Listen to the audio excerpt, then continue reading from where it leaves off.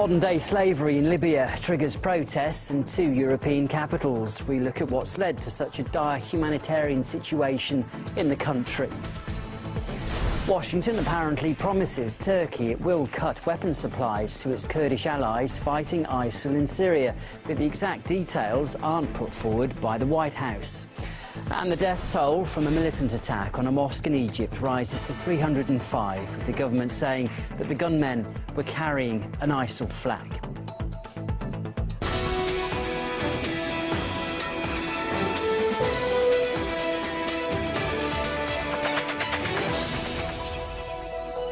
Hello there, it's just gone 5 o'clock here in Moscow. You're watching RT International. Now, our top story this hour. Demonstrators in Paris and Rome have been voicing their anger over modern-day slavery in Libya. It comes in the wake of reports of migrants and refugees being captured and sold there for as little as $400.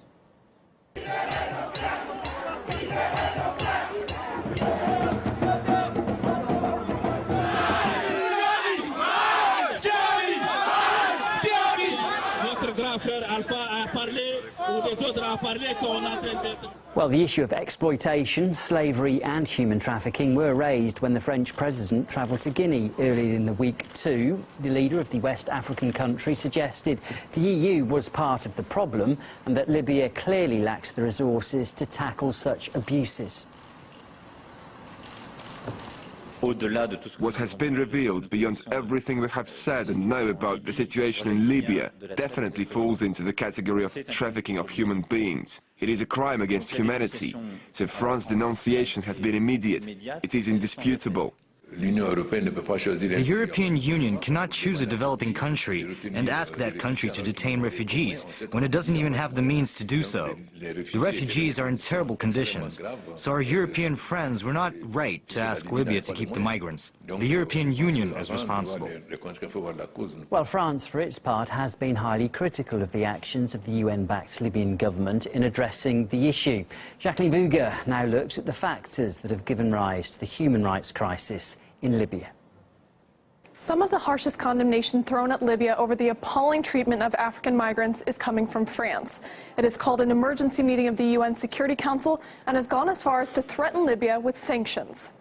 Libyan authorities have decided to open an investigation into the facts.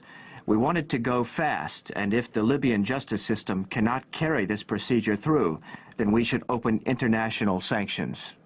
Those threats are being leveled against the very government that the UN endorsed and helped form after the fall of Gaddafi. Let's rewind back to 2011. Vive Benghazi! Vive la Libye! Vive l'amitié entre la France et la Libye! Western leaders said Libya was on course to democracy, yet it turned out to be a rather gruesome process. Here's what came next. This video purportedly shows Libyan rebels torturing groups of black Africans. They've been locked in cages with their hands tied behind their backs, and many of them appear to have the old Libyan flags stuffed in their mouths. These men were said to have been targeted by rebels after rumors emerged that Gaddafi had hired black mercenaries. The National Transitional Council seems to confuse black people with mercenaries. All black people are mercenaries for them. They're killing people, ordinary workers, mistreating them. So a huge section of the population was being singled out and mistreated or even killed. And yet human rights groups noted at the time that the plight of those very migrants was being all but ignored, unlike today. They're beating with electric, even your boot or they took something like a sharp object. They beat me with electric cable while my hands were cuffed behind my back and my feet were bound together. Africa suffered massively from slavery from about 1450 to 1850, 400 years, between 13 and 18 million people were forcibly left the continent. They were stolen from Africa.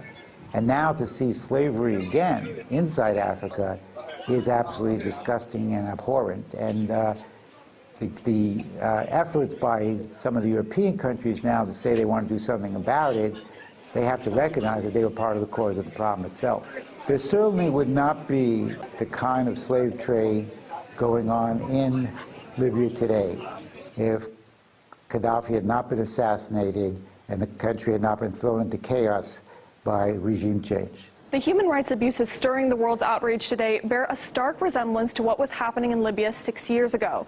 when Western leaders' focus was hailing Gaddafi's demise and urging the country to pursue democracy.